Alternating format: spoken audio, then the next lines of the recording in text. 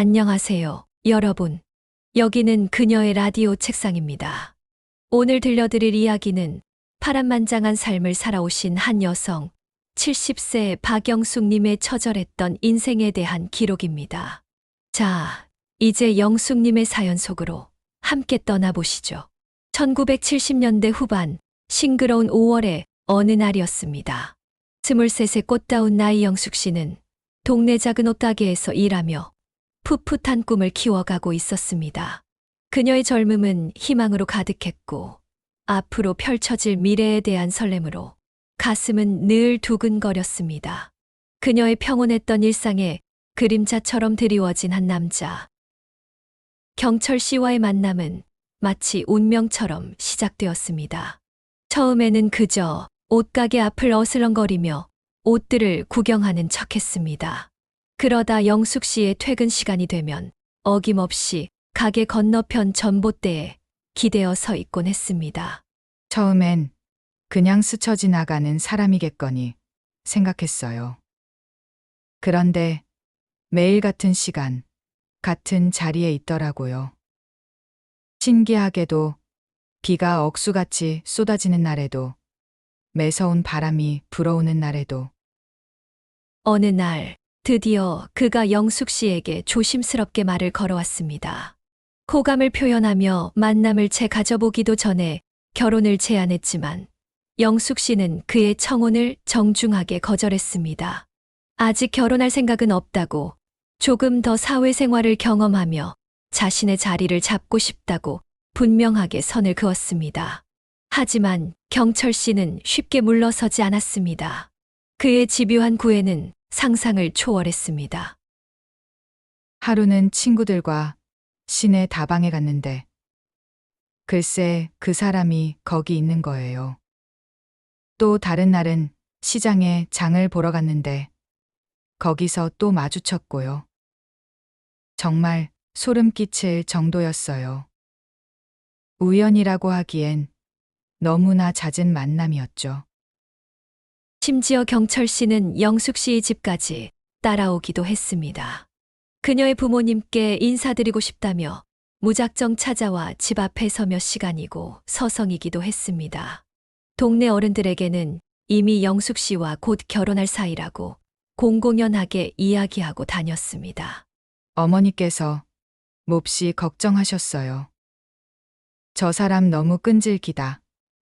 혹시 무슨 짓이라도 할까 무섭다고 신신당부하셨죠. 게다가 나이 차이도 저보다 무려 8살이나 많았으니 저 역시 처음엔 두려웠어요. 길에서 마주치면 일부러 피하기도 하고 가게 주인 언니에게 저 사람 오면 저는 없다고 해달라고 부탁하기도 했고요. 하지만 경철 씨의 끈질긴 구애는 멈추지 않았습니다. 영숙 씨의 생일날, 그는 커다란 케이크를 들고 가게로 찾아와 축하를 건넸습니다. 비가 쏟아지는 날에는 우산을 들고 기다렸다가 퇴근하는 영숙 씨를 집까지 바래다 주겠다고 했습니다. 명절이면 정성스럽게 준비한 선물을 영숙 씨 집 앞에 두고 가기도 했습니다. 점점 그의 진심이 조금씩 느껴지기 시작했어요. 어느 날은 제가 몸살이 심하게 나서 가게에 나가지 못했는데 그걸 어떻게 알았는지 약국에서 약을 사와서 우리 집 문 앞에 두고 갔더라고요. 따뜻한 위로가 담긴 편지와 함께요. 영숙 씨가 굳게 닫혔던 마음의 문을 열기 시작한 결정적인 순간은 그의 여름이었습니다. 갑작스러운 폭우로 인해 가게 천장에서 물이 새기 시작했고 순식간에 가게 안은 물바다가 되었습니다. 이 소식을 들은 경철 씨는 한달음에 달려와 밤새도록 물을 퍼내고 가게를 정리하는 것을 도왔습니다. 그날 밤 그의 진심을 깨달았어요. 자신의 옷이 온통 젖고 손이 퉁퉁 붓도록 묵묵히 저를 돕는 모습을 보니 아, 이 사람은 정말 나를 진심으로 사랑하는구나 하는 생각이 들더라고요. 그때부터 저도 모르게 조금씩 마음의 문을 열게 되었죠. 처음에는 그의 집요함에 강한 두려움을 느꼈지만 시간이 흐르면서 그 뒤에 숨겨진 진심 어린 마음을 발견한 영숙 씨. 그렇게 6개월 동안 그를 조용히 지켜본 후 마침내 경철 씨의 진심을 받아들이고 그의 청혼을 승낙했습니다. 결혼 초 경철 씨는 영숙 씨에게 마치 꿈결 같은 나날들을 선물했습니다. 그녀가 원하는 것은 무엇이든 들어주겠다며 마치 간이라도 빼줄 것처럼 온갖 감언이설로 그녀를 현혹했습니다. 결혼 첫날부터 커다란 꽃다발을 들고 와서는 제게 영수가 내가 너를 평생 세상에서 가장 행복한 여자로 만들어줄게 라고 속삭였어요. 그때는 그 말을 정말로 온전히 믿었죠. 하지만 그 달콤했던 순간들은 그리 오래 가지 못했습니다. 마치 한여름밤의 꿈처럼 짧고 덧없이 사라져 버렸습니다. 결혼한 지 불과 6개월 만에 영숙 씨는 난생 처음으로 경철 씨의 폭력을 경험하게 됩니다. 그날 이후로 그녀의 일상은 걷잡을 수 없는 소용돌이 속으로 빠져들기 시작했습니다. 그날은 유난히 비가 세차게 내리던 금요일 밤이었어요. 경철 씨가 퇴근 시간보다 한참이나 늦게 축 처진 모습으로 돌아왔을 때 저는 그저 걱정되는 마음에 조심스럽게 어디 갔다 왔어요? 라고 물었을 뿐이었어요. 그런데 갑자기 그의 눈빛이 싸늘하게 변하더니 내가 어딜 가든 너한테 일일이 보고할 의무라도 있냐며 섬뜩하게 소리를 질렀어요. 그리고는 제 팔을 거칠게 잡아 벽으로 밀쳤죠. 너무나 갑작스러운 상황에 저는 그저 얼어붙은 듯 아무 말도 할 수 없었어요. 경철 씨의 폭력은 시간이 흐를수록 점점 더 잔인하고 심해졌습니다.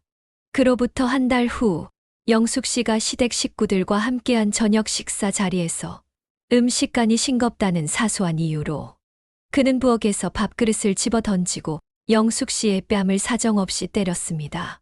더욱 충격적인 것은 시부모님이 보는 앞에서조차 서슴없이 폭력을 행사했다는 점입니다. 그리고 믿을 수 없게도 시부모님은 오히려 남자가 그럴 수도 있지. 너무 예민하게 굴지 말아라며 그의 폭력을 묵인하는 듯한 태도를 보였습니다. 명절 준비로 온종일 정신없이 바빴던 어느 날 경철 씨는 친구들과 술을 잔뜩 마시고 새벽이 되어서야 비틀거리며 집으로 돌아왔어요.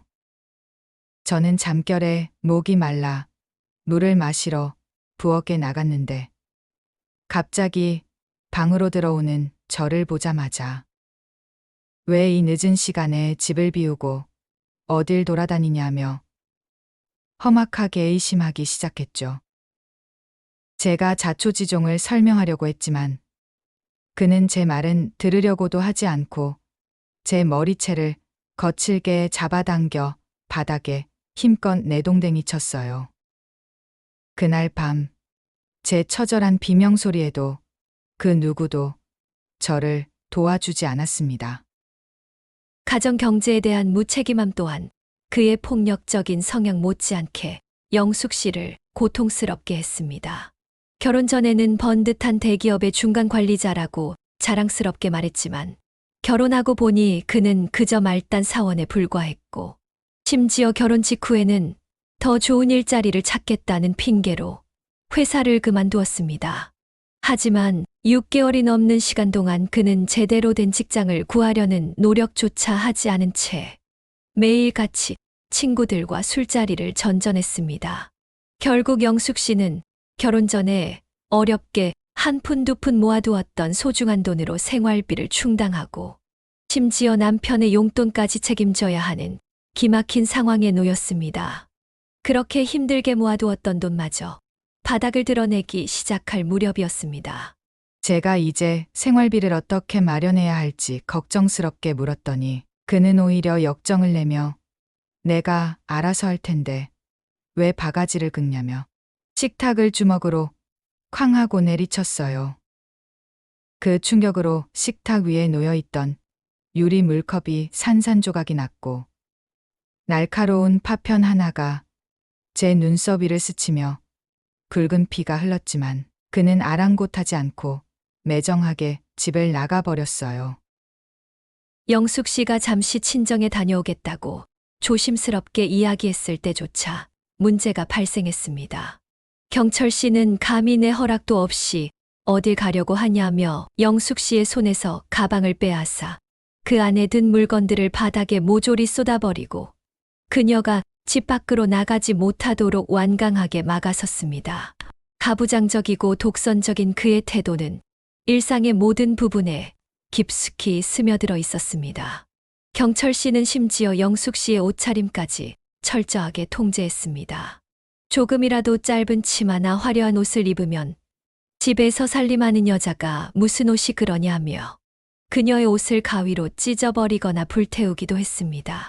가장 끔찍했던 순간은 바로 제 생일날이었어요. 동네 친한 친구들과 어렵게 저녁 식사 약속을 잡아 놓았는데 갑자기 경철 씨가 술에 취해 비틀거리며 집에 들어와서는 네가 무슨 생일 파티냐? 내가 모르는 자리에 함부로 나가면 안 된다고 고래고래 소리를 질렀죠. 제가 자초지종을 설명하려고 하자 말대꾸한다면서 그는 제 목을 두 손으로 꽉 조르기 시작했어요. 숨이 막혀 정말이지 정신을 잃을 뻔했는데 그때 마침 전화벨이 요란하게 울리는 바람에 그는 황급히 저를 놓아주었어요. 그날 밤 저는 처음으로 이대로는 정말 안 되겠다는 절박한 생각이 온몸을 짓눌렀습니다. 하지만 여자가 한 번 시집을 가면 그 집의 귀신이 되어야 한다는 뿌리 깊은 사회적 편견과 억압적인 분위기 속에서 영숙 씨는 그 모든 고통과 수모를 홀로 감내하며 묵묵히 참고 또 참아야만 했습니다. 그녀에게는 그저 숨막히는 어둠 속에서 홀로 괴로워하는 시간들만이 끝없이 이어질 뿐이었습니다. 결혼 1년 차 영숙 씨에게 드디어 간절한 희망의 빛이 찾아왔습니다. 그녀의 뱃속에 소중한 새 생명이 깃든 것입니다. 아이를 가지게 되자 영숙 씨는 혹시나 남편이 변할지도 모른다는 한 줄기 희망을 품게 되었습니다. 아들 성민이가 세상에 처음 나왔을 때 경철 씨의 굳게 닫혔던 얼굴에 희미한 미소가 번지는 것을 보았어요. 그 순간 저는 이제 모든 것이 달라질 거라고, 우리 가족에게도 따뜻한 행복이 찾아올 거라고 믿어 의심치 않았죠. 아들 성민이가 태어난 후 놀랍게도 경철 씨는 잠시나마 변한 듯한 모습을 보였습니다. 예전처럼 술을 자주 마시지도 않았고 외출 후에는 비교적 일찍 집으로 돌아와 갓 태어난 아이를 품에 안고 어색하지만 따뜻한 미소를 짓는 모습도 자주 보였습니다. 그때가 우리 가정의 짧았던 황금기였어요. 갓난아기 성민이는 너무나 사랑스러웠고 경철 씨도 서툴지만 좋은 아빠가 되려고 노력하는 것처럼 보였죠. 하지만 그의 변화는 그리 오래 가지 못했습니다. 여전히 그는 돈벌이에는 전혀 관심이 없었고 경제적인 문제에 대해 조금이라도 이야기를 꺼내면 오히려 이전보다 더 심한 폭력과 냉담함으로 돌아왔습니다. 마치 가면을 쓴 천사의 얼굴 뒤에 숨겨진 악마의 본성을 다시 드러내는 것처럼 말입니다. 더 이상 이렇게 살 수는 없다는 절박한 심정으로 저는 작은 봉제 공장을 시작했어요. 뭐라도 해서 우리 가족이 먹고 살아야 했으니까요. 남편에게도 사장 자리를 줄 테니 같이 하자고 간곡하게 부탁했습니다. 영숙 씨는 자신보다 조금 더 여유로운 형편의 언니에게 어렵게 돈을 빌려 동네의 작은 봉제 공장을 열었습니다. 처음에는 경철 씨도 영숙 씨를 도와 나름대로 열심히 일하는 듯 보였습니다. 하지만 그것도 잠시 시간이 조금 흐르자 그의 태도는 금세 이전의 무책임하고 게으른 모습으로 되돌아갔습니다. 공장 운영의 모든 실질적인 업무는 전부 제가 도맡아 했어요. 직원들의 출퇴근 관리부터 시작해서 거래처 관리, 그리고 완성된 제품의 배달까지. 경철 씨는 그저 사장이라는 허울뿐인 타이틀만 가지고 있을 뿐이었죠. 가끔 공장에 들러서는 돈만 챙겨가는 게 전부였어요. 봉제 공장이 조금씩 자리를 잡아가면서 영숙 씨는 힘든 노동의 대가로 조금씩이나마 경제적인 자신감을 회복해 갔습니다. 하지만 아이러니하게도 그녀의 이러한 변화가 오히려 경철 씨를 더욱더 자극하는 결과를 낳았다고 합니다. 제가 공장 운영에 대해 조금이라도 의견을 내거나 개선 방안을 제시하면 돈 좀 번다고 이제 나한테 함부로 대하냐며 이전보다 훨씬 더 심하게 저를 폭행하기 시작했어요. 사랑스러운 아들 성민이가 어느덧 5살이 되던 해 영숙 씨의 고통스러운 인생에 또 한 번의 중대한 전환점이 찾아왔습니다. 그날은 정말 견디기 힘들 정도로 상황이 최악이었어요. 공장 매출이 예전 같지 않다며 온갖 짜증을 저에게 쏟아내더니 제가 조심스럽게 당신도 놀지만 말고 공장 일에 좀 신경 쓰라고 말했다는 이유로 그는 걷잡을 수 없이 격분하며 저를 무자비하게 때리기 시작했습니다. 더 이상 견딜 수 없었던 영숙 씨는 그날 밤 처음으로 집을 나섰습니다. 멍들고 찢어진 얼굴에 상처를 애써 감추며 그녀는 정처 없이 멀리 떨어진 낯선 도시로 향했습니다. 그곳에서 그녀는 숙식을 제공받을 수 있는 허름한 식당 일을 시작했습니다. 처음으로 남편의 폭력에서 벗어나 자유로운 날들을 보냈어요. 하지만 어린 아들 성민이 생각에 매일 밤 눈물로 베개를 적셨죠. 그렇게 한 달이 흐른 후 영숙 씨는 사무치게 아들이 보고 싶은 마음에 결국 다시 집으로 돌아갔습니다. 놀랍게도 경철 씨는 마치 아무 일도 없었다는 듯이 그녀를 냉담하게 맞이했고 어린 성민이는 오랜만에 엄마를 보자마자 서럽게 울음을 터뜨렸다고 합니다.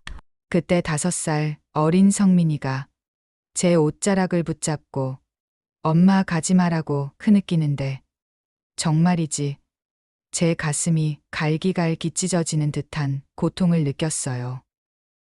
하지만 그 짧았던 평화는 또다시 오래가지 못했습니다.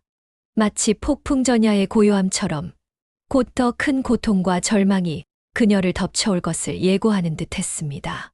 영숙 씨는 어떻게든 살아남기 위해 다시 집을 나섰고 그 후로 무려 4년 동안 그녀는 집을 나갔다 돌아오기를 반복하는 고통스러운 생활을 이어갔습니다.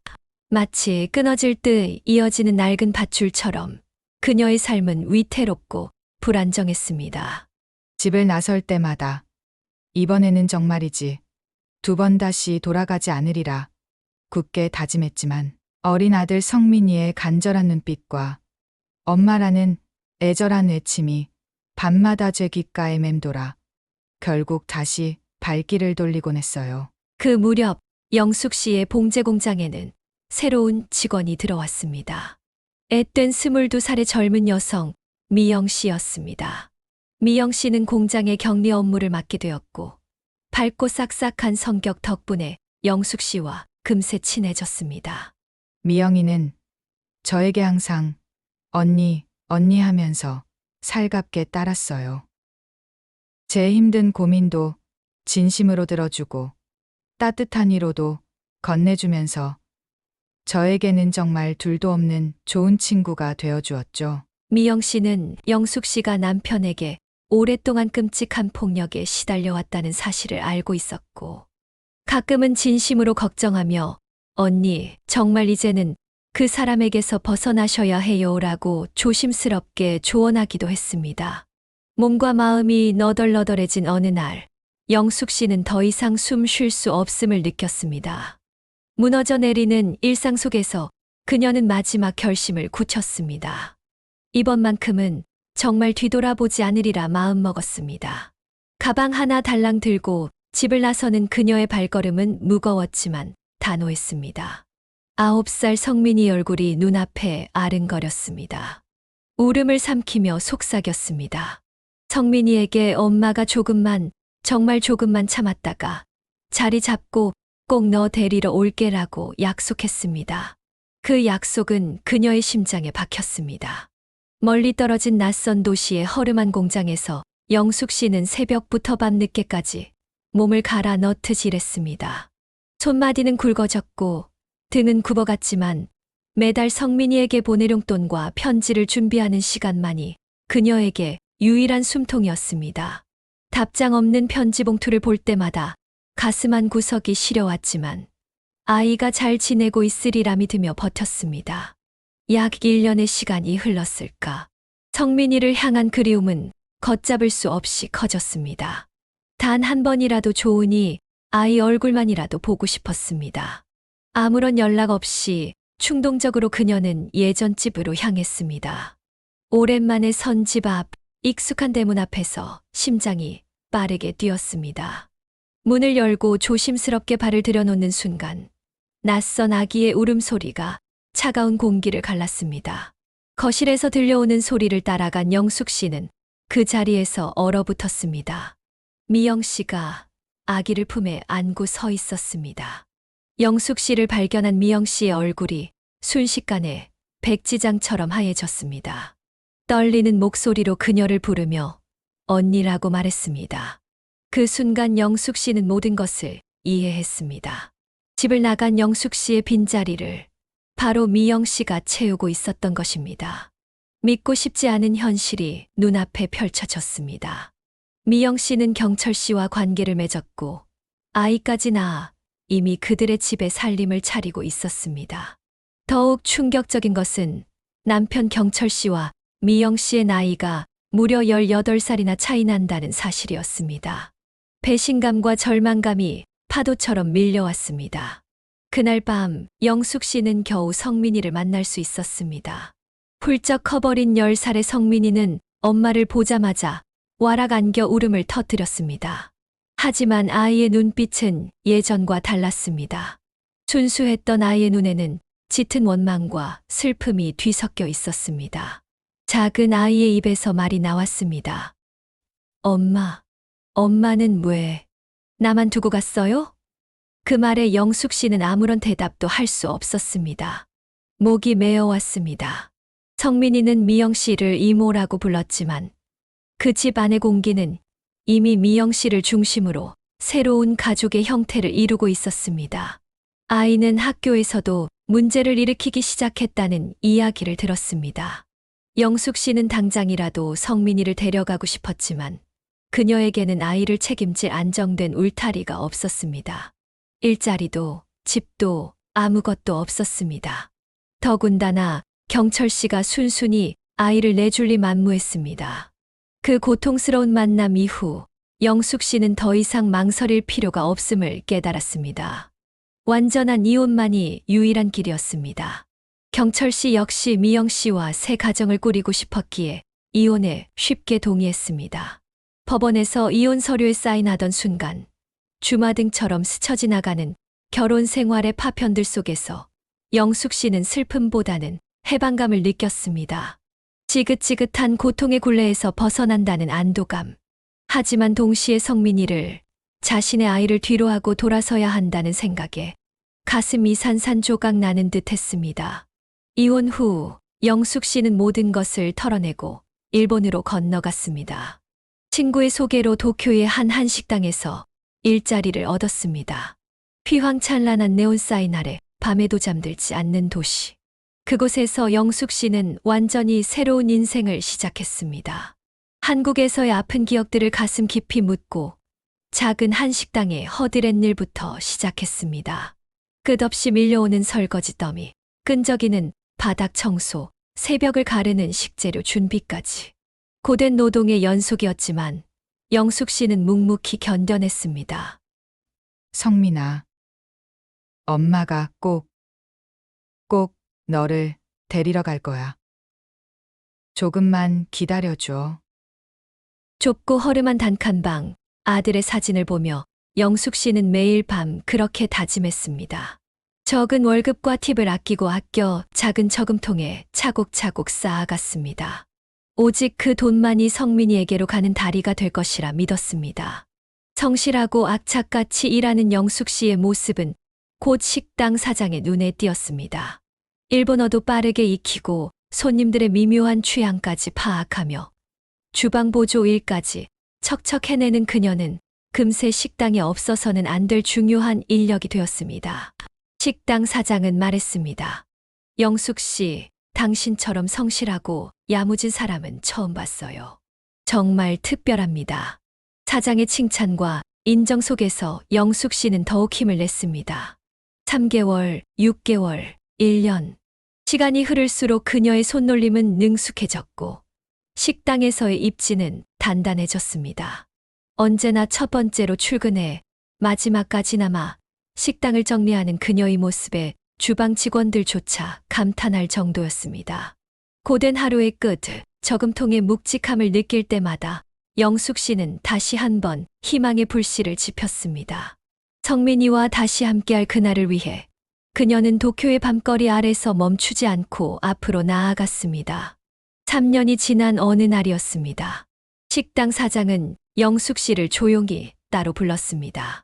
건강이 좋지 않아 은퇴를 생각하고 있다는 사장의 말에 영숙 씨는 앞으로 자신의 생활을 걱정했습니다. 다시 허드렛 일부터 시작해야 할지도 모른다는 불안감이 밀려왔습니다. 하지만 사장의 다음 말은 그녀의 인생을 전혀 다른 방향으로 이끌었습니다. 사장은 영숙 씨에게 이 식당을 인수하지 않겠느냐고 제안했습니다. 그녀라면 분명 잘 이끌어 나갈 수 있을 것이라고 덧붙였습니다. 믿기 힘든 제안 앞에 영숙 씨는 망설였습니다. 아직 모아둔 자본도 부족했고 식당 전체를 운영해 본 경험도 전무했습니다. 하지만 사장은 분할 상환 방식을 제안하며 처음 자리를 잡을 때까지 기꺼이 도움을 주겠다고 약속했습니다. 특히 영숙 씨의 손맛으로 담근 김치에 대한 칭찬을 아끼지 않으며 그 맛이라면 충분히 승산이 있다고 격려했습니다. 고민 끝에 영숙 씨는 생애 처음으로 큰 도전을 결심했습니다. 사장의 제안을 받아들여 식당을 인수하고 일본 현지인의 입맛에도 맞으면서도 한국의 맛을 살릴 수 있는 새로운 한식 메뉴를 더 추가하기로 했습니다. 특히 그녀의 정성으로 담근 김치와 다양한 한국식 반찬들이 입소문을 타면서 식당은 이전보다 훨씬 더 활기를 띠기 시작했습니다. 그렇게 1년이 흘렀습니다. 영숙 씨는 식당 이름도 바꾸고 완전히 자신의 것으로 만들어 재오픈했습니다. 일본에서 한식당을 성공시킨다는 것이 결코 쉬운 일은 아니었지만 그녀의 뛰어난 요리 솜씨와 변함없는 성실함은 빛을 발했습니다. 재오픈 첫날, 전 사장을 비롯한 단골 손님들이 찾아와 진심으로 축하해 주었습니다. 영숙 씨는 그 모든 순간이 꿈만 같았고 자신이 이룬 작은 성공을 믿을 수 없었습니다. 그녀는 전 사장에게 말했습니다. 이제 정기적으로 성민이에게 돈을 보낼 수 있게 되었으니 조금만 더 참으면 아들을 일본으로 데려올 수 있을 것 같다고 이야기했습니다. 식당은 예상 이상으로 크게 성공했습니다. 영숙 씨의 정성 담긴 한식은 까다로운 일본 손님들 사이에서도 큰 호응을 얻었습니다. 특히 그녀의 깊은 맛의 김치찌개는 소문이 날 정도로 명성을 얻었습니다. 3년이 더 지난 후 영숙 씨는 기존 식당보다 훨씬 넓은 공간으로 확장 이전했습니다. 직원들도 늘어났고 처음부터 그녀를 도왔던 미야모토 씨는 이제 없어서는 안 될 오른팔이 되어 있었습니다.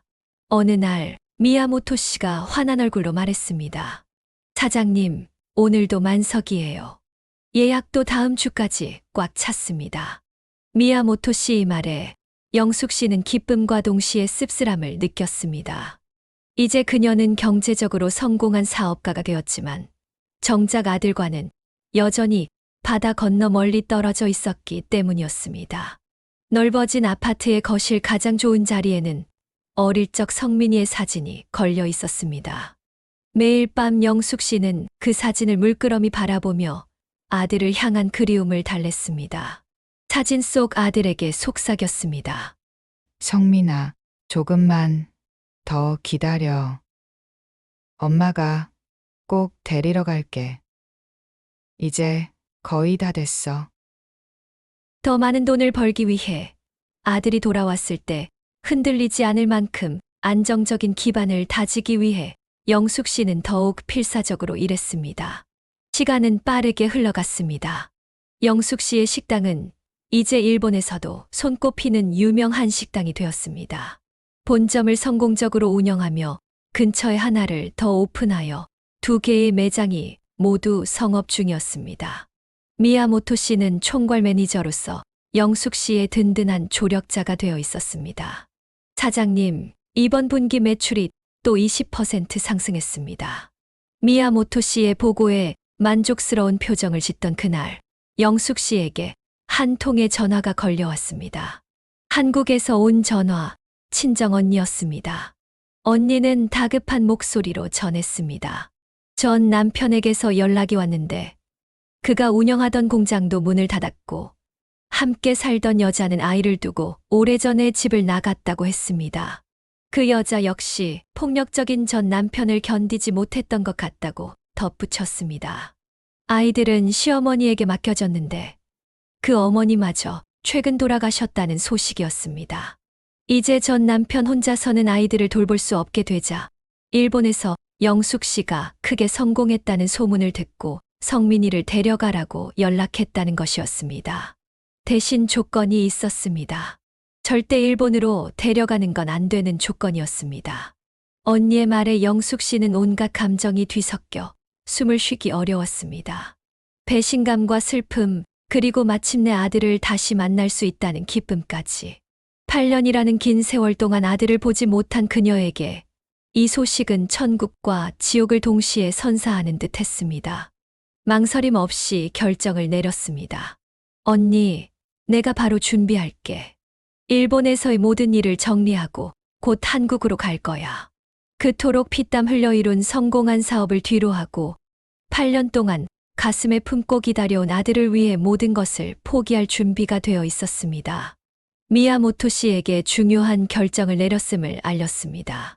일본에서의 사업을 모두 정리하고 한국으로 돌아가 새로운 시작을 할 것이라고 설명했습니다. 처음에는 놀라움과 아쉬움이 가득했지만 미야모토 씨는 곧 영숙 씨의 결정을 존중했습니다. 그는 말했습니다. 이해합니다, 사장님. 어머니로서 당연히 내리셔야 할 결정이에요. 모든 정리를 제가 최대한 돕겠습니다. 그렇게 영숙 씨는 일본에서 이룬 모든 성공과 영광을 뒤로하고 한국으로의 귀환을 준비했습니다. 잘 나가던 식당들을 매각하고 넓었던 아파트를 정리하는 과정은 물리적으로나 감정적으로 쉽지 않았습니다. 하지만 그녀의 마음은 이미 8년 전 헤어진 아들 곁에 가 있었습니다. 한국행 비행기에 오르기 전 아들에게 속삭였습니다. 성민아, 이제 정말 엄마가 데리러 갈게. 더 이상 혼자 기다리지 않아도 돼. 영숙 씨는 마지막으로 자신에게 기회를 준 처음 식당 사장을 찾아가 깊은 감사를 전했습니다. 사장은 그녀에게 말했습니다. 이제 아들과 행복하게 살아요. 당신은 정말 특별한 어머니예요. 전 사장의 따뜻한 축복을 받으며 영숙 씨는 새로운 시작을 향해 비행기에 몸을 실었습니다. 한국에 돌아온 영숙 씨의 가슴은 설렘과 동시에 두려움으로 가득 찼습니다. 8년이라는 시간은 짧지 않았습니다. 특히 한창 성장기의 아이에게는 영원과도 같은 시간이었습니다. 일본에서 모든 것을 정리하고 한국 땅을 밟은 그날, 영숙 씨는 18살이 된 아들 성민을 처음 마주했습니다. 그 한마디, 성민아, 를 내뱉기까지 영숙 씨는 얼마나 많은 밤을 뜬 눈으로 지새웠을까요? 어릴 적 품에서 떠나보냈던 작고 귀여운 아이는 이제 훌쩍 자라 어른의 경계에 서 있었습니다. 하지만 성민이의 눈빛은 차갑고 딱딱했습니다. 그 눈빛 속에는 어린 시절 엄마에게 버림받았다는 상처와 그로 인한 깊은 분노가 서려 있었습니다. 성민이는 엄마가 집을 나간 후 새엄마가 들어왔지만 동생이 생긴 지 얼마 되지 않아 새엄마마저 아버지를 견디지 못하고 집을 나갔다고 이야기했습니다. 동생과 성민이는 할머니 손에 맡겨졌고 아버지는 매일 술에 취해 공장은 돌보지도 않은 채 새엄마만 찾아다녔다고 했습니다. 할머니와 어린 두 아이는 입에 풀칠하기도 어려웠고 어쩌다 집에 들어온 아버지는 성민이에게 폭력을 휘둘렀다고 했습니다. 성민이는 그 어려웠던 시절의 모든 분노와 상처를 영숙 씨에게 쏟아냈습니다. 영숙 씨는 아들의 아픔과 원망 앞에서 너무나 큰 마음의 고통을 느끼며 하염없이 눈물을 흘렸습니다. 이제 두 모자는 함께 살기 시작했습니다. 영숙 씨는 일본에서의 성공 경험을 바탕으로 서울의 고급 한식당 서울의 맛을 새로 열었습니다. 일본에서 갈고 닦은 뛰어난 요리 실력과 운영 경험으로 식당은 빠르게 자리를 잡았고 영숙 씨는 아들 성민에게 최고의 환경을 제공하고자 했습니다. 넓은 아파트, 값비싼 외제차, 명품 옷까지. 영숙 씨는 자신이 부재했던 세월을 보상하려는 듯 아들에게 모든 것을 아낌없이 주었습니다. 이건 네가 좋아하는 브랜드지? 엄마가 사줄게. 대학은 어디를 가고 싶어? 등록금 걱정은 하지 말고. 친구들과 놀고 싶으면 이 카드 써. 엄마 카드 마음껏 써도 돼.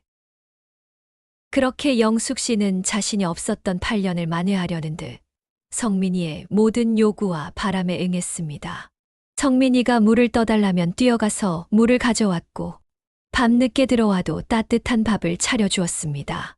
성민이가 원하는 것은 무엇이든 들어주었습니다. 그것이 아들에 대한 자신의 속죄라고 생각했습니다.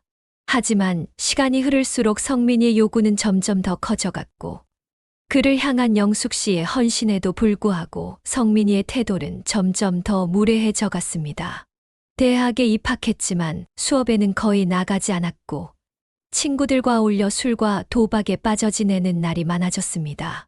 영숙 씨가 걱정하며 타이르려 하면 성민이는 언제나 같은 말로 어머니의 가슴을 후벼 팠습니다. 이제 와서 엄마 노릇하시겠다고요? 8년 동안 어디 계셨어요? 나 혼자 아버지랑 살 때는 생각도 안 나셨잖아요. 그 말에 영숙 씨는 항상 입을 다물 수밖에 없었습니다. 반박할 수 없는 너무나 아픈 진실이었기 때문입니다. 그저 더 열심히 일하고 더 많은 것을 베풀며 아들의 다친 마음을 열어보려고 애썼습니다. 성민이가 대학을 중퇴하고 2년이 지났을 무렵 그는 갑자기 사업을 시작하겠다고 했습니다. 친구와 함께 인터넷 쇼핑몰을 운영하겠다며 초기 자금으로 5천만 원을 요구했습니다. 영숙 씨는 망설임 없이 그 돈을 내주었습니다.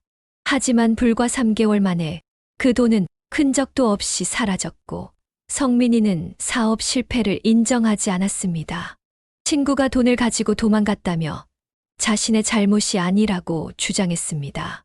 그로부터 6개월 후 성민이는 이번에는 카페를 차리겠다고 했습니다. 또다시 영숙 씨는 1억 원이라는 큰 돈을 마련해 주었고 결과는 비슷했습니다. 카페는 1년도 채 버티지 못하고 문을 닫았습니다. 성민이는 장사가 안 되는 것은 순전히 위치가 나빴기 때문이라며 또다시 책임을 회피했습니다. 이런 패턴은 반복되었습니다. 성민이가 새로운 사업 아이디어를 가져올 때마다 영숙 씨는 묻지도 따지지도 않고 돈을 대주었고 그때마다 사업은 여지없이 실패했습니다.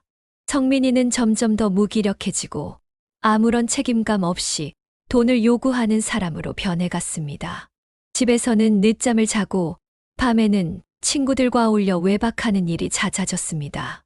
영숙 씨의 식당 서울의 맛은 여전히 잘 운영되고 있었지만 성민이의 연이은 사업 실패로 투자한 돈은 결코 적은 금액이 아니었습니다. 게다가 성민이의 씀씀이는 점점 더 커져갔습니다. 비싼 외제차를 사달라 조르고 명품 옷과 액세서리를 사들이며 친구들과의 술자리에 영숙 씨의 신용카드를 한도 없이 긁어댔습니다. 그러던 어느 날 영숙 씨는 자신의 계좌를 확인하고는 충격에 휩싸였습니다.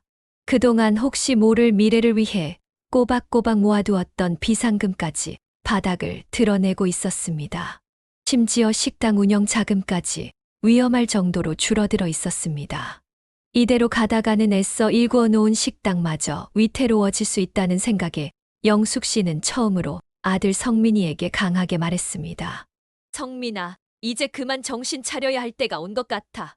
엄마가 너무 너를 응석바지로 키웠구나.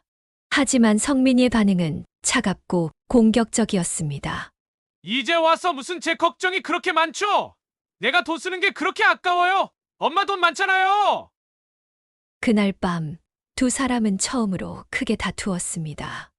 영숙 씨가 만류했지만 성민이는 또다시 밤늦게 집을 나가 친구들과 어울렸습니다.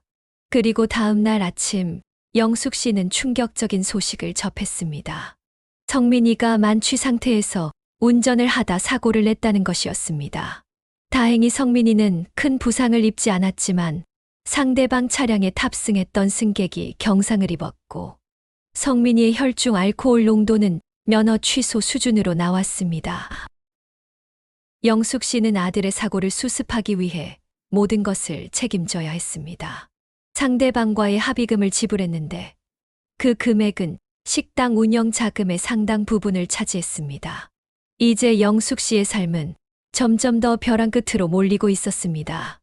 식당 운영은 갈수록 어려워졌고 성민이의 무책임한 행동은 멈추지 않았습니다. 그럼에도 영숙 씨는 아들을 직접적으로 탓하지 못했습니다.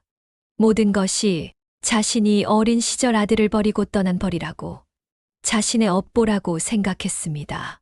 상황은 나아지지 않고 점점 더 악화되었습니다.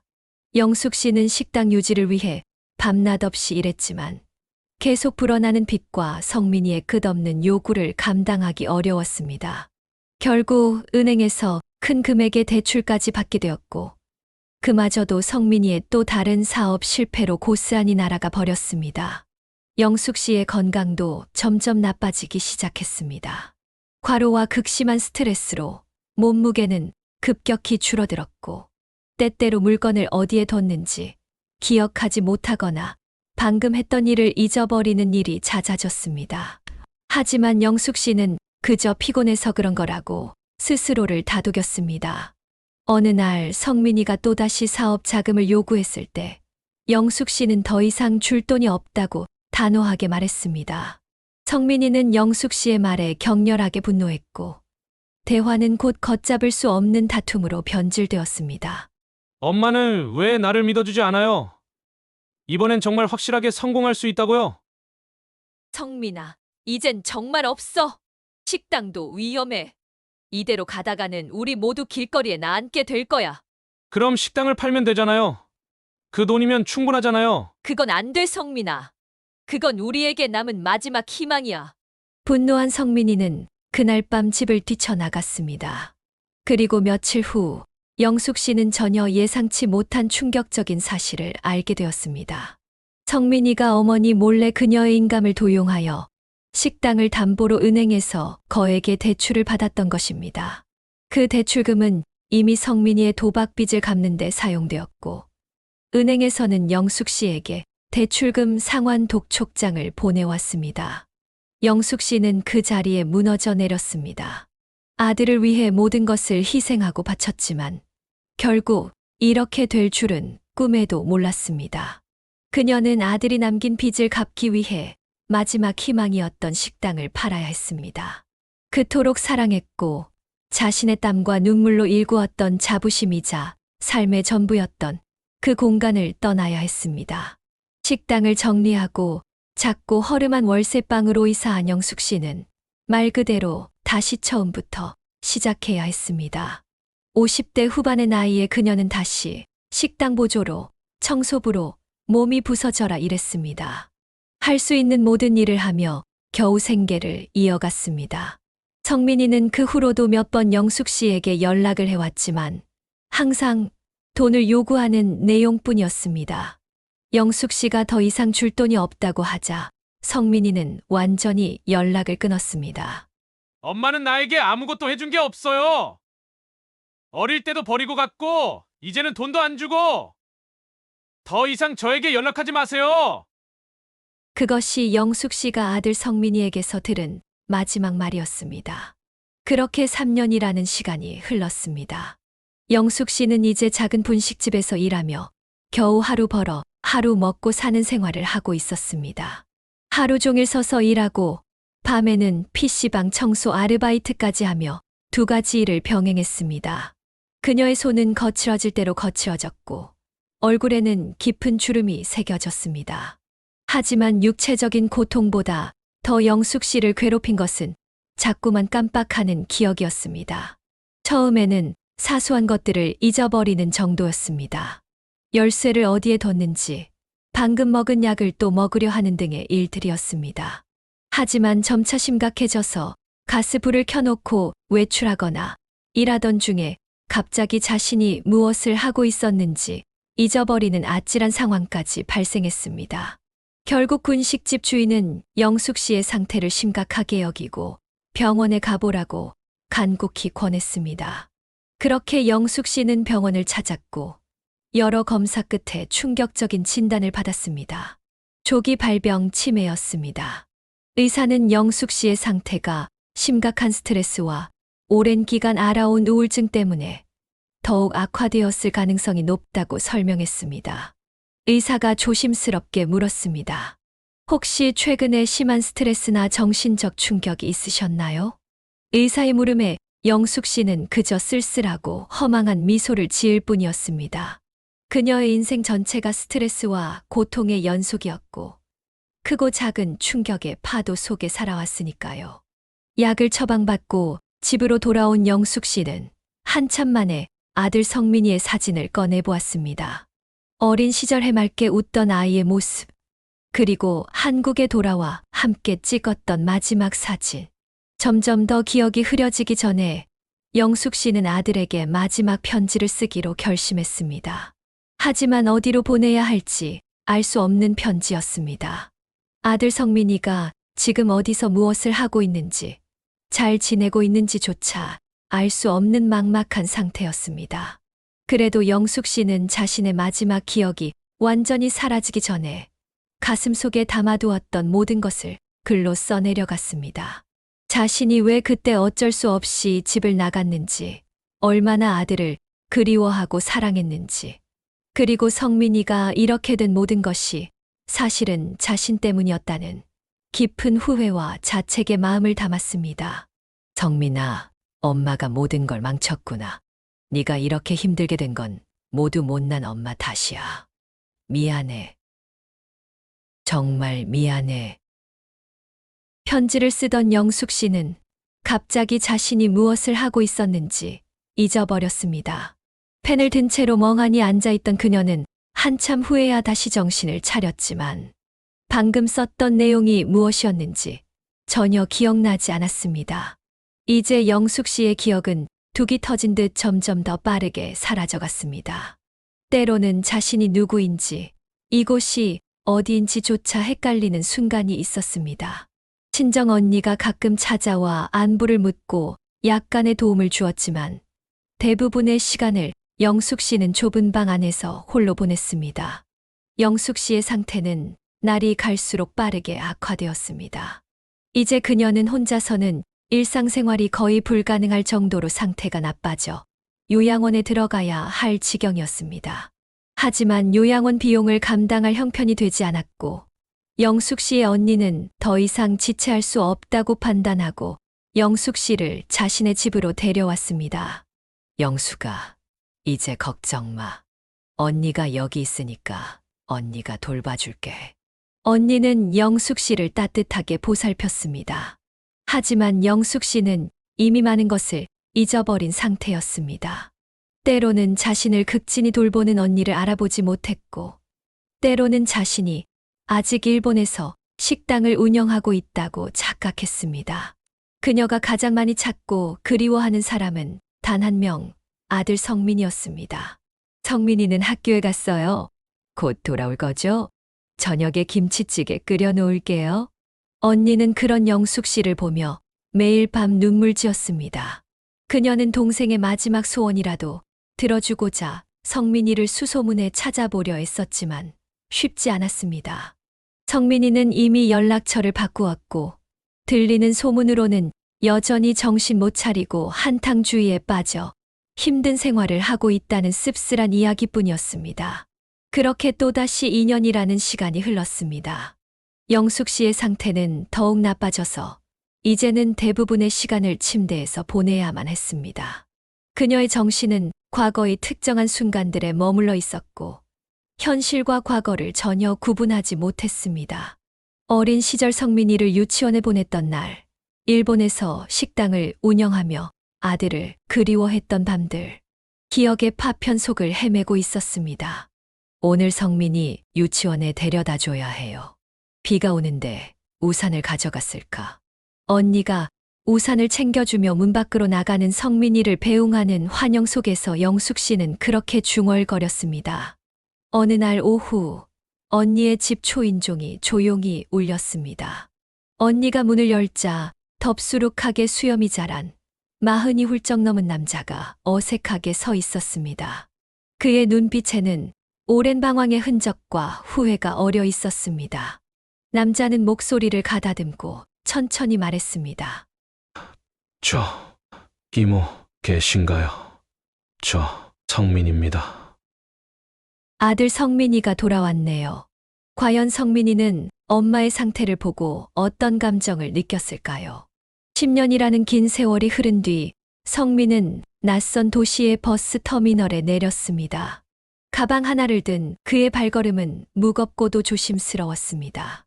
성공이라 말하기엔 아직 초라한 작은 카페를 운영하며 겨우 생활의 기반을 다졌을 뿐이었지만 이제는 더 이상 미룰 수 없다는 절박함이 그를 이곳까지 이끌었습니다.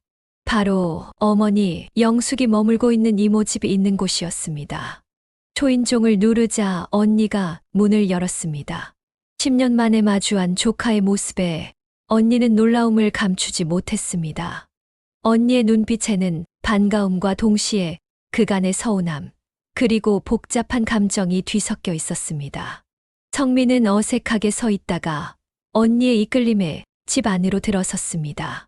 따뜻했지만 어딘가 쓸쓸함이 감도는 집 안의 공기가 그의 마음을 더욱 무겁게 짓눌렀습니다. 거실에 앉아 언니는 조심스럽게 영숙의 상태에 대해 설명하기 시작했습니다. 네 어머니, 이제 너를 알아보지 못할 거야. 치매가 많이 진행됐어. 언니의 말 한마디 한마디가 성민의 가슴에 비수처럼 박혔습니다. 그는 애써 참고 있던 눈물을 결국 터뜨리고 말았습니다. 지난 10년, 아니 어쩌면 그보다 훨씬 긴 시간 동안 자신이 얼마나 어리석게 행동했는지, 얼마나 철없이 굴었는지가 주마등처럼 스쳐 지나갔습니다. 어머니의 희생을 당연하게 여기고 듣기 힘든 말들로 상처를 드렸던 순간들이 떠올라 숨조차 쉬기 어려웠습니다. 지방 도시에서 카페를 운영하며 겨우 자리를 잡고 나니 그제서야 죄송한 마음에 어머니를 찾아볼 용기가 생겼다고. 하지만 이미 너무 늦은 것 같다고 그는 흐느꼈습니다. 무거운 발걸음으로 영숙의 방으로 들어섰습니다. 창가에 앉아 멍하니 밖을 바라보고 있는 영숙은 몹시 야위어 있었습니다. 예전 억척같이 생활을 꾸려나가던 강인하고 활기찼던 어머니의 모습은 온데간데 없이 사라지고 작고 왜소한 체구만이 남아 있었습니다. 뒷모습만으로도 깊은 세월의 흔적과 병색이 느껴져 성민은 또다시 울컥 치밀어 오르는 슬픔을 삼켰습니다. 엄마, 조심스럽게 이름을 부르자 창밖을 향해 있던 영숙이 천천히 고개를 돌렸습니다. 그녀의 눈동자는 초점 없이 흐릿했고 성민을 바라보는 눈빛에는 낯선 이에 대한 경계와 혼란스러움이 가득했습니다. 누구세요? 기대했던 혹은 어렴풋이나마 바랐던 어머니의 따뜻한 부름 대신 돌아온 싸늘한 물음에 성민은 심장이 내려앉는 것을 느꼈습니다. 애써 눈물을 참고 영숙 곁에 다가가 조심스럽게 자리에 앉았습니다. 저 성민이에요, 엄마. 아들 성민이요. 성민은 떨리는 목소리로 자신을 알렸습니다. 영숙은 잠시 성민의 얼굴을 물끄러미 바라보았습니다. 그 짧은 순간 성민은 혹시나 하는 희망을 품었지만 이내 영숙은 옅은 미소를 지었습니다. 그것은 아들을 향한 애정의 미소가 아닌 그저 낯선 사람에게 짓는 공손하고 형식적인 미소였습니다. 아, 네. 반갑습니다. 너무나도 예의 바르고 차분한 그 인사에 성민은 할 말을 잃었습니다. 어머니는 더 이상 그를 알아보지 못했습니다. 자신이 저질렀던 모든 잘못들, 어머니 가슴에 못 박았던 끔찍한 말들, 그리고 자신의 성공만을 쫓아 어머니의 모든 희생과 사랑을 외면했던 이기적인 순간들이 생생하게 떠올라 그를 괴롭혔습니다. 후회와 죄책감의 거대한 파도가 그를 덮쳤습니다. 엄마, 정말 미안해요. 제가 얼마나 어리석었는지, 엄마가 저를 위해 얼마나 많은 것을 포기하고 희생하셨는지 이제야 알겠어요.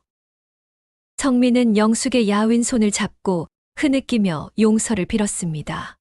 영숙은 여전히 혼란스러운 표정으로 성민을 물끄러미 바라볼 뿐이었습니다. 그러다 갑자기 정말 거짓말처럼 그녀의 눈빛에 미약한 변화가 일어났습니다. 마치 흐릿한 안개가 걷히듯 잠시 동안 맑고 온전한 인식이 돌아온 것 같았습니다. 성민아, 우리 성민이 맞니? 떨리는 목소리로 자신의 이름을 부르는 어머니의 모습에 성민은 온몸에 전율을 느꼈습니다. 희망의 끈을 놓지 않았던 보상이 찾아온 것만 같았습니다.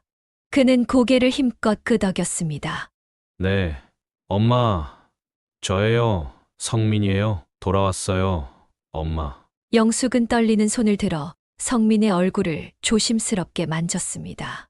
마치 낯선 존재를 확인하듯. 하지만 그 속에는 오랜 그리움과 애정이 담겨 있는 듯 했습니다.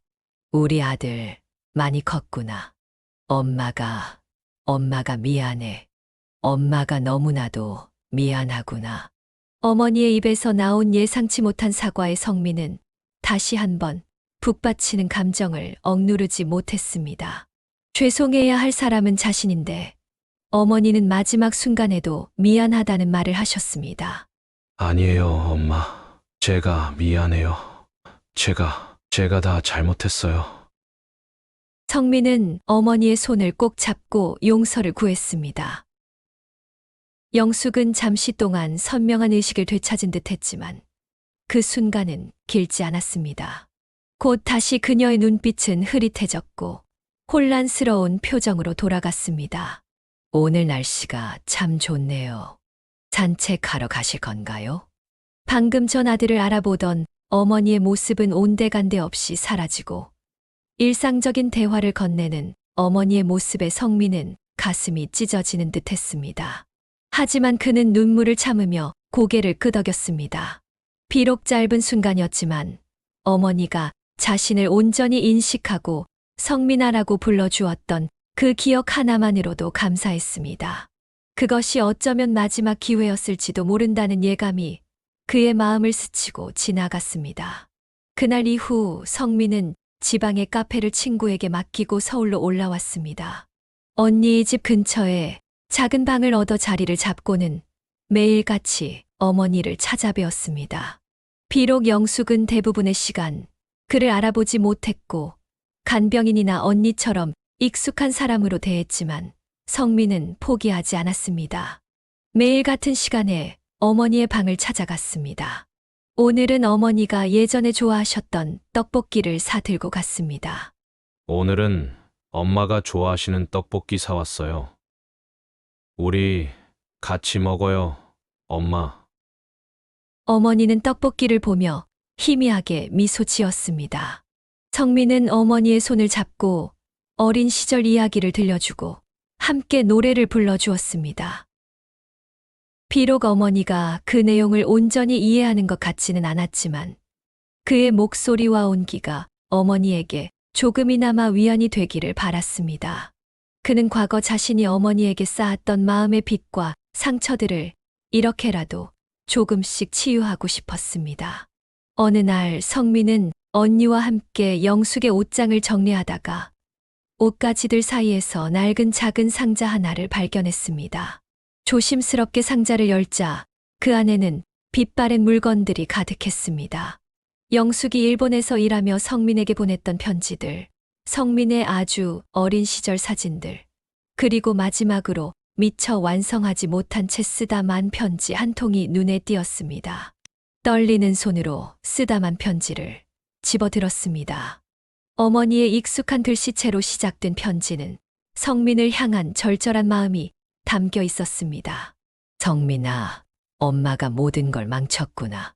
내가 이렇게 힘들게 된 건 다 엄마 탓이야. 미안해. 정말 미안해. 편지를 읽어 내려갈수록 성민의 눈에서는 눈물이 쏟아졌습니다.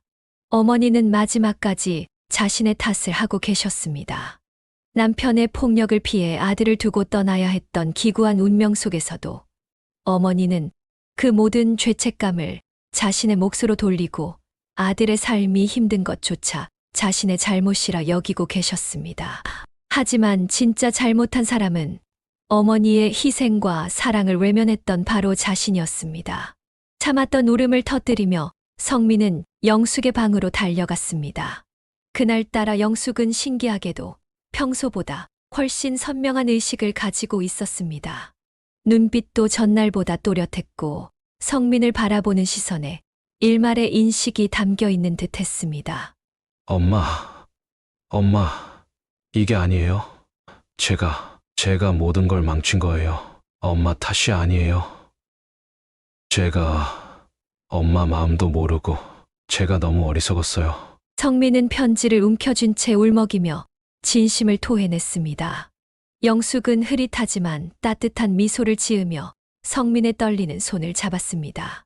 그녀의 손은 작고 차가웠지만 그 안에는 무한한 사랑이 담겨 있는 듯 했습니다. 우리 성민이, 엄마는 항상 너를 사랑했어. 잊지 마. 엄마 아들. 그것이 영숙이 자신의 아들을 온전히 인식하고 남긴 마지막 말이었습니다. 그 짧고도 강렬한 순간 이후 영숙의 상태는 급격히 악화되었습니다. 성민이 매일 곁을 지켰지만 어머니는 더 이상 그에게 말을 걸지 않았고 눈빛으로도 반응하지 않았습니다. 결국 한 달 후 영숙은 오랜 고통과 삶의 짐을 내려놓고 평온하게 눈을 감았습니다. 성민이 어머니의 마지막 숨을 지켰습니다. 장례식에는 예상보다 많은 사람들이 찾아왔습니다.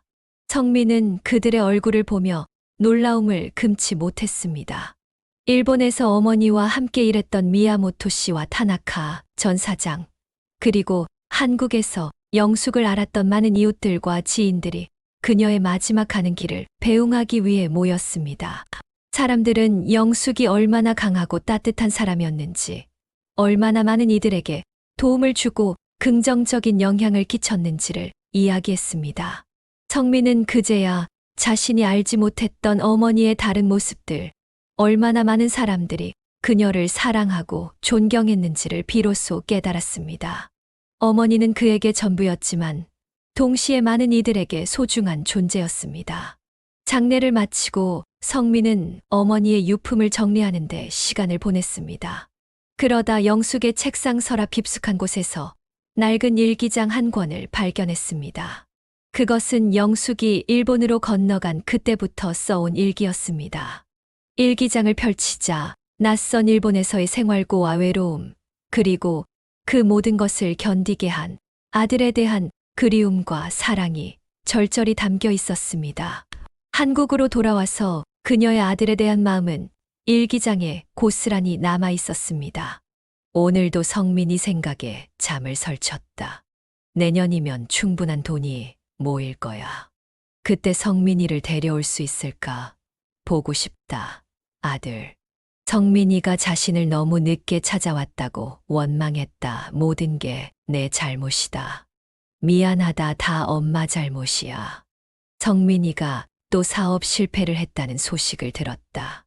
마음이 찢어진다. 하지만 괜찮아. 엄마가 있잖아. 엄마는 항상 내 편이야. 엄마가 너의 든든한 버팀목이 되어줄게. 일기장을 읽어 내려갈수록 성민은 자신이 전혀 알지 못했던 어머니의 깊고 무조건적인 사랑과 희생의 무게를 온몸으로 느꼈습니다. 남편의 폭력을 피해 아들을 떠나야 했던 어머니의 죄책감. 그럼에도 불구하고 아들만을 바라보며 억척같이 살아온 세월, 아들의 힘든 삶을 자신의 탓이라 여기며 미안해했던 어머니의 마음이 일기장 한 페이지 한 페이지에 고스란히 담겨 있었습니다. 그 사랑을, 그 희생을 너무나 늦게 깨달은 자신을 성민은 용서할 수 없었습니다. 가슴을 쥐어뜯으며 울부짖었지만 이미 소용없는 일이었습니다. 자신에게 모든 것을 주었던 어머니는 더 이상 이 세상에 계시지 않았으니까요. 폭력 남편을 피해 집을 나가 아들을 위해 성공했지만 그 아들 때문에 더욱 더 힘든 인생을 살게 된 처절한 영숙 씨의 사연은 정말 너무 안타깝습니다. 혹시 여러분은 지금 곁에 있는 소중한 사람의 존재를 당연하게 여기고 있지는 않으신가요? 가족이라는 이유로, 가장 가까운 관계라는 이유로 오히려 소홀히 대하거나 상처 주는 말을 쉽게 하고 있지는 않으신가요? 때로는 너무 가깝다는 이유로 소중함을 잊고 살 때가 많습니다. 하지만 시간은 기다려주지 않고 후회는 언제나 늦게 찾아옵니다. 오늘 한번 잠시 시간을 내어 자신의 가족들을 생각해보는 시간을 가져보세요. 그들의 존재에 대해 감사하고 따뜻한 말 한마디라도 건네보세요. 이 이야기에서 공감되는 부분이 있거나 자신만의 경험을 나누고 싶으시다면 댓글로 남겨주시면 감사하겠습니다. 오늘의 사연은 여기까지입니다. 다음에 다른 사연으로 다시 찾아뵙겠습니다. 감사합니다.